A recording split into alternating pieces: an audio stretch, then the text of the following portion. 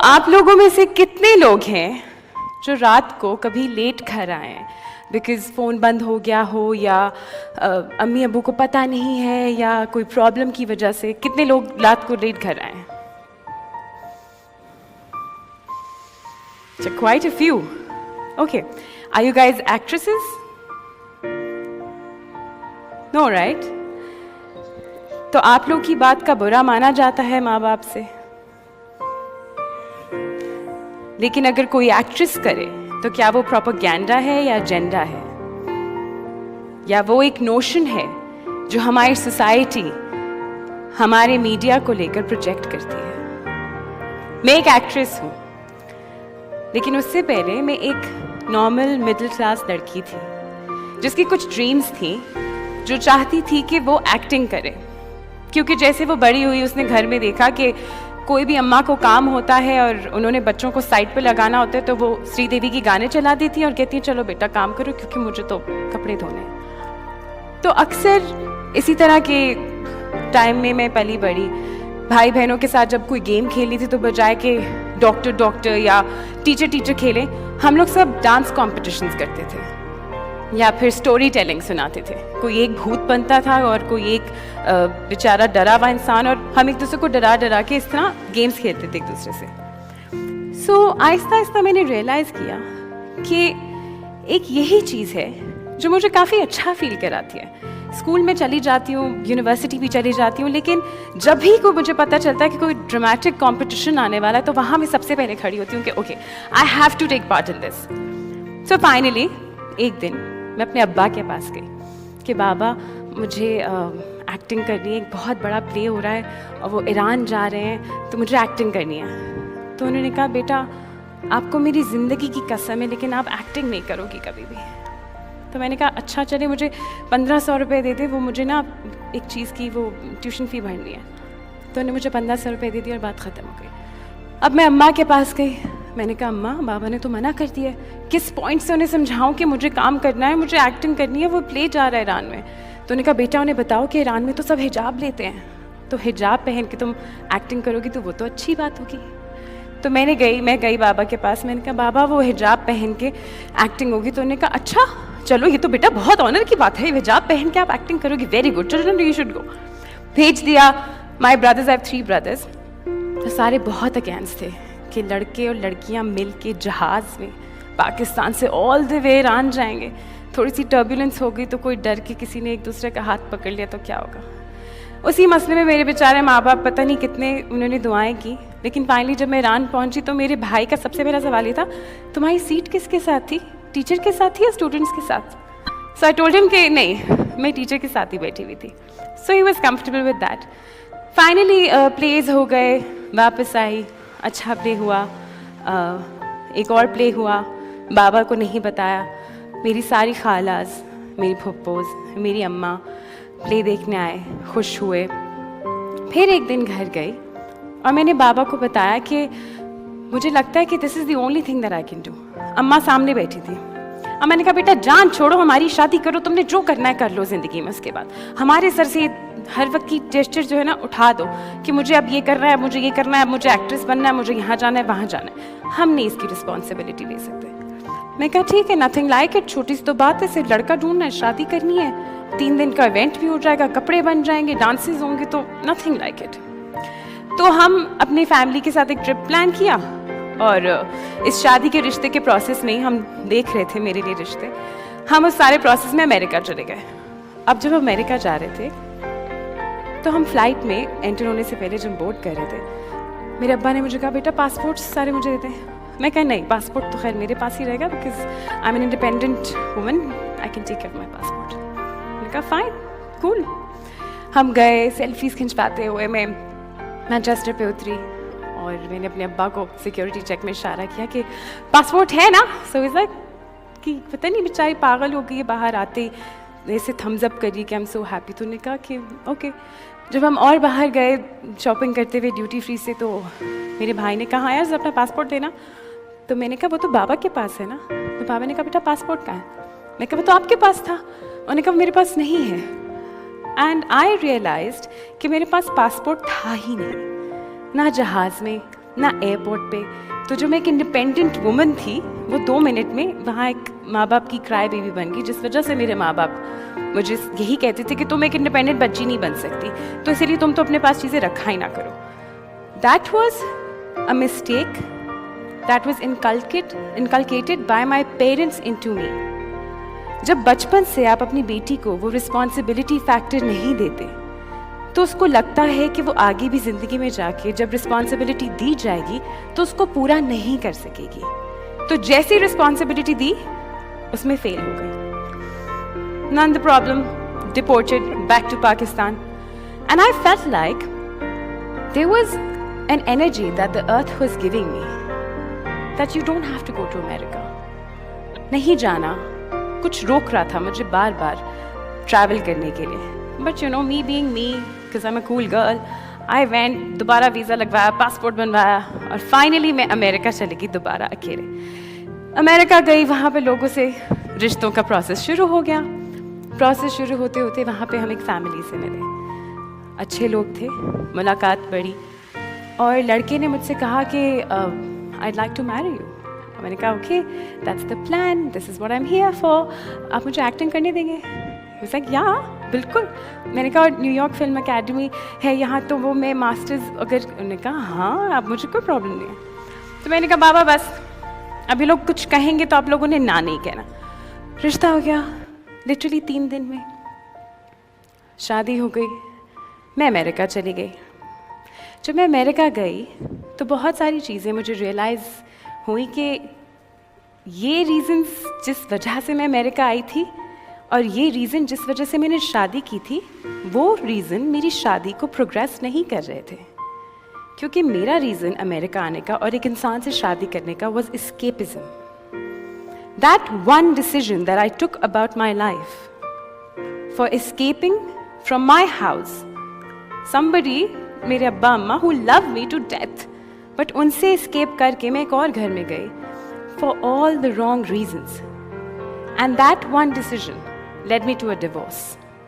I got divorced 3 years ago and I got back to Pakistan.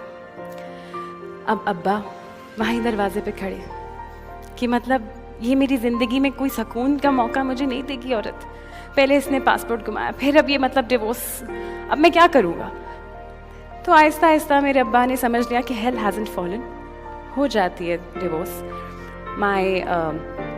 My family has had divorces before, और मेरी फैमिली ने भी इसको as a modern family, as an understanding family accept किया।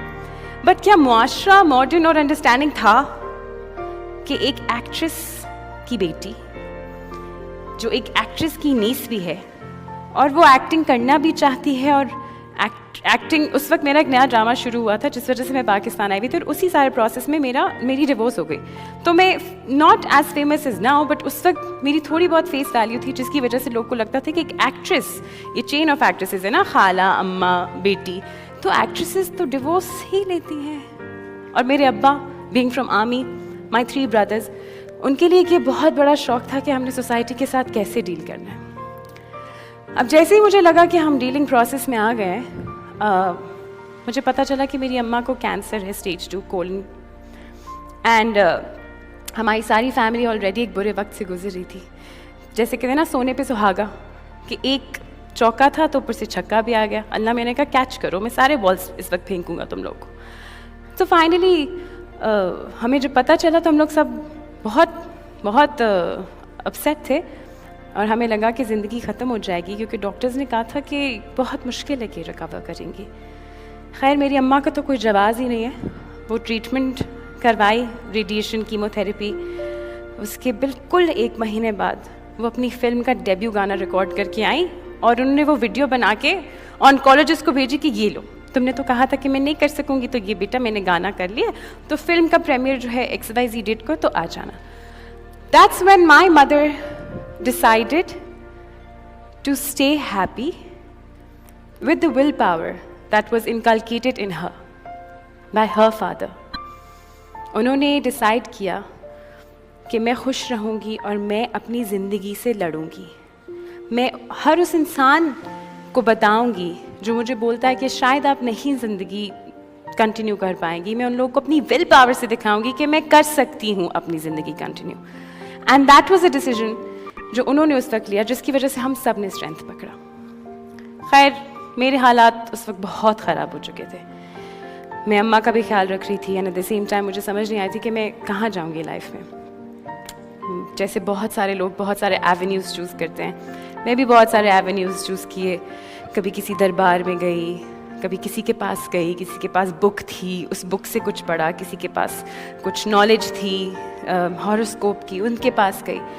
लेकिन मुझे कहीं समझ नहीं आ रहा था कि मेरे क्वेश्चंस का आंसर कहाँ आएगा, मेरे अंदर की एंग्जाइटी डिप्रेशन कैसे ख़त्म होगी। क्योंकि जैसे ही शाम होती है मुझे ऐसा लगता था जैसे मेरा दिल मेरे पेट में आ गया है और अब सब कुछ ख़त्म हो जाएगा। But one day somebody came to me and said, okay, why don't you close yourself in a room for 3 days at least and just get in touch with God? And I was like, chalo, I'll try this. बाकी सब कुछ तो try कर लिया, ये भी कर लेते हैं. And I decided that I'm going to lock myself in a room. अब सिर्फ खाने के लिए मेरे घर वाले मुझे in touch रहते थे मेरे से, और मैं कमरे में अकेले बैठे हुए सिर्फ रोती थी, कॉन्स्टेंटली रोती थी। और मेरे अब्बा को लगता था कि ये ऊपर से चीखों की जो आवाज़ें आ रही हैं वो दरवाज़ा तोड़ते थे कि स्टॉप इट, और मैं हमेशा रिस्पॉन्ड नहीं करती थी उन्हें, मैं कभी भी वापस जवाब नहीं देती थी। I would just cry and go on with my meditation. And after 3 days when I got out of the room I felt like everything is done and dusted, कि अब मेरे सारे सवालात के जवाब मुझे मिलने वाले हैं। और ऐसे ही हुआ। 2 महीने बाद I went to a film premiere जहाँ पे आई मेट अ मैन जिनको मैंने 6 साल पहले टीवी में देखा था, और 2 साल पहले उनकी भी डिवोर्स हो गई थी। 6 साल पहले कहीं मेरी खालाओं ने आपस में बैठ के बात की थी कि इन दोनों की शादी हो जाए तो क्या हर्ज है, लेकिन मेरी भी ज़िंदगी कहीं और चल पड़ी और उनकी भी ज़िंदगी कहीं और चल पड़ी, और हम सब ने रियलाइज़ किया कि ये तो नहीं हो सकता। मगर उस दिन उस प्रीमियर पे जैसे खालाएँ और औरतों की आदत होती है कि एक दूसरे को हर वक्त शादियाँ कराते रहो, रिश्ता जैसे कोई मिले फ़ौरन ही बच्चों को आपस में मिलवा के खुश कर दो, वो उन्होंने किया। और नेचर ने कुछ इस तरह प्रोग्रेस किया कि हम लोग का रिश्ता तय हो गया। Now this man is my husband right now and he is hilarious. उन्होंने मुझसे एक दफ़ा भी नहीं कहा कि तुम एक्टिंग करना चाहती हो, क्योंकि उनको ये लगा नहीं कि एक आदमी एक औरत को उसकी सेल्फ के लिए या उसकी पहचान के लिए कोई सवाल कर सकता है या उससे एक क्वेश्चन कर सकता है कि तुमने ये करना है या नहीं करना। उन्हें लगा कि एक नेचुरल सी बात है, एक्टर है, मतलब एक्ट्रेस है, मैं भी एक्टर हूँ, ये भी एक्ट्रेस है, तो जो काम मैं करता हूँ वो मैं इसको कैसे रोक सकता हूँ।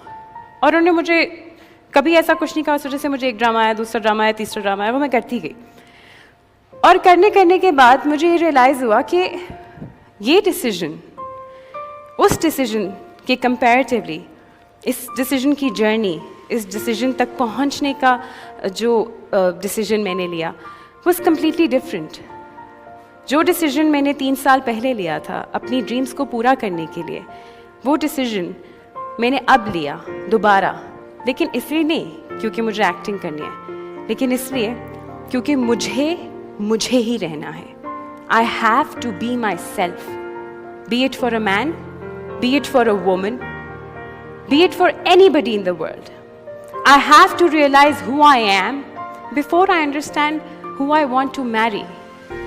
And this single decision of my life made me understand that for girls in our society it's very very important कि शादी के रिश्ते में जाने से पहले वो इस बात को समझें कि उनके अब्बू, उनके भाई, उनकी बहनें उनसे क्या चाहते हैं, और फिर वो लड़की अपने आप से क्या चाहती है, वो लड़की अपने आप को कहाँ रखती है, क्या सोचती है। क्योंकि to be very honest, you're going to fall in life, you're going to fail so badly. What's the biggest nightmare for a girl? To get married and to get divorced. When that's done and dusted, you understand that it's okay to be remarried, and it's okay for the society to call you a divorcee, and it's okay for the people to say that you're a divorced actress. But what's not okay is to not accept yourself. And that's the power of a single decision that you have to take for yourself, that you need to understand yourself. I love the blue denim jacket that you're wearing. So women like you and all of you in this room need to understand yourself before you understand what your father, mother and brothers have to say. But that does not mean कि rebellious हो जाएं, घर से भाग जाएं, phone off कर लें और उन्हें बताएं नहीं कि नीलम वैली का ट्रिप चल रहा है. Don't lie about that. Tell them the truth. दुनिया की बहुत सारी डिस्कशंस बातों पे सॉल्व हो जाती हैं, तो दिस इज़ सो लिटिल. आपको सिर्फ अपने घर वालों से बैठ के बात करनी है. And I'm still standing here as a Pakistani woman. I'm still strong, like my country. I'm again going to elect a prime minister because I fail, but I never ever give up deciding on who I am and what I want to be. Thank you.